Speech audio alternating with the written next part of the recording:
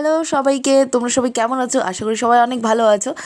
অনেক দিন পর দেখা হচ্ছে তোমার সাথে একটা লং ভিডিওতে। আসলে আমি সারাদিন তেমন কিছু করিই না যে কোনো লং ভিডিও তোমাদের সাথে শেয়ার করব। তা ভাবলাম আজকে একটা শেয়ার করাই যাক, দেখাই যে আমি সারাদিন কী করছি। তো ঘুম থেকে উঠে প্রথমে আমি ব্রাশ করতে চলে এসেছি। এটা সবার প্রথমে আমি করি, কারণ আমার না বাসি মুখে একদমই থাকতে ভালো লাগে না। আর ব্রাশ করার সঙ্গে সঙ্গে চলে এসেছি আমি রান্নাঘরে। এখানে আমি বাসনগুলো কুচিয়ে রাখছি, মা এগুলো ধুয়ে দিয়েছিলো। আর আমি এত আরামসে রাখছি কারণ আমাদের না এই ঝুড়িটা ভাঙা, তো আমাদের এখানে আরামসে রাখতে হয়, নাহলে ঝুড়িটা বারবার পড়ে যায় আর বাসনগুলো নোংরা হয়ে যায়। তাই আমি আরামসে করছি। আর আমার কাণ্ডকীর্তি দেখছো, আমি ঘুম থেকে উঠে বিছানাটা গুছাতেই ভুলে গেছি। আগে ওই সবই কাজ করছিলাম, তাই ভাবলাম এখন বিছানাটাকে গুছিয়ে নিই। আর এখন না আমি এই বিছানায় বসবো না, কারণ বসলে পরেই কুচকে যাবে, আর এত সুন্দর বিছানাটার উপরে বসতে ইচ্ছা করছিল না আমার। আচ্ছা, তোমাদের মনে আছে তোমাদের সাথে আমি একটা তেলের ভিডিও শেয়ার করেছিলাম? সেই তেলটা ইউজ করে চুলের আমার এত উপকার পেয়েছি কি আর বলি। আমার এখন চুল পড়া অনেকটা কমেছে, আর আমি এখন সবসময় বিনুনি করে রাখি, কারণ বিনুনি করে রাখলে না আমার চুল একদমই উঠে না। তো আমি এটাই সবাইকে সাজেস্ট করবো যে সবসময় বিনুনি করে রাখো, তাহলে চুল একদমই উঠবে না। আর তোমাদের সাথে কোনো যদি টিপস থাকে যে চুলের ফাটা কীভাবে কমবে, তো প্লিজ আমাকে একটু জানাও, কারণ আমার চুল প্রচণ্ড ফাটা, এটা কমছে না কোনো মতে। আর বাড়ি যেহেতু আমি ছোটো মেয়ে, তো ছেলেদের সব কাজ আমাকেই করতে হয়। তো বাড়িতে মা বললো ডিম আর ডাল শেষ হয়ে গেছে, তো সেটাই আনতে যাচ্ছি। মাসে খরচা আমরা আনি, কিন্তু সেটা আর মাস অবধি যায় না, তার আগে আরেকবার আনতে হয়। দেখো, তোমাদের সাথে কথা বলতে বলতে আমি জিনিসগুলো নিয়ে চলেও এসেছি। আর মার্কেটে কোনো ভিডিও করিনি, কারণ আমার প্রচণ্ড লজ্জা লাগছিলো। আর বাড়িতে এসে দেখো কাপড় চেঞ্জ করে আমি এখানে আরও কাজে বসে গেছি। দুধটা দিয়ে গেছিলো, সেটাই গরম করছিলাম।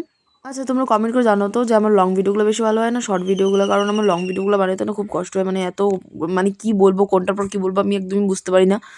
তো তোমরা প্লিজ একটু কমেন্ট করে জানো কোন ভিডিওটা বেশি ভালো হয়। আর এখানে দুধ গরম করা হয়ে গেছে আমার, তারপরে স্নান করে নিয়েছিলাম। স্নান করার আগে আমি জল ভরে নিয়েছিলাম বোতলে, সেটা ভিডিও করতে আমার একদমই মনে ছিল না। আমি জানি না কেন আমি সব কিছুই ভুলে যাই ভিডিও করতে, আমার একদমই মনে থাকে না।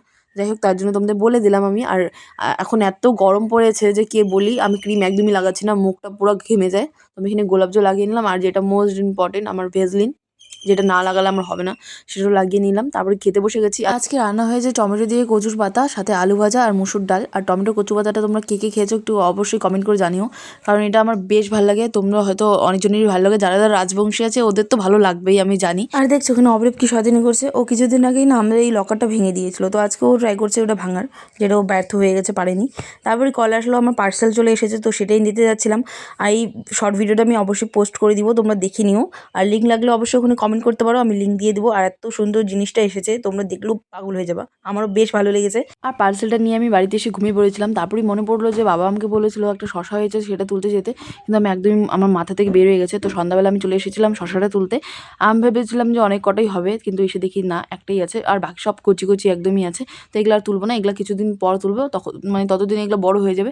আর দেখছো এই বড় শশাটা আমি আজকে নিয়ে যাবো, যদিও এটা ছোট অনেক, কিন্তু আমার জন্য এটাই বড়। আমার বেশ ভালো লাগে খেতে। তোমাদের কারা কারা শশা খেতে ভালো লাগে অবশ্যই কমেন্ট করে জানিও। আর গরমের দিনে তো শশা অনেক ভালো। আর সন্ধ্যাবেলা না বাড়িতে আজকে কিছু লোক এসেছিলো, তো মা তাদের সাথে গল্প করছিল, তাই ভাবলাম সন্ধ্যাবাতিটা আমি দিয়ে দিই। আর ধূপকাঠির প্যাকেট থেকে দেখো আমি কী পেয়েছি, ছোটো ছোটো ধূপকাঠি। এগুলো ভাবলাম আমি একটু ঘরে জ্বালিয়ে দিই, কারণ ঘরটা না সুন্দর গন্ধ করবে, তার জন্য আমি এটা জ্বালিয়ে দিয়েছিলাম। আর দেখো সেই টাইমে অভিরূপ এসে ও শয়তানি করা শুরু করে দিয়েছে, ছোটো যে প্লেটটা থাকে ধূপকাঠি লাগানো, সেটাও নিয়ে নিচ্ছিল। কি আর বলি, সবসময় খালি শয়তানি করতেই থাকে। আর এই ধূপকাঠিগুলো না এতটাই ছোটো, যেটা জ্বালাতে জ্বালাতে আমার হাতেই পড়ে গেছে, কিন্তু গন্ধটা এত ভালো সেটা আমি ভুলে গেছিলাম পরে।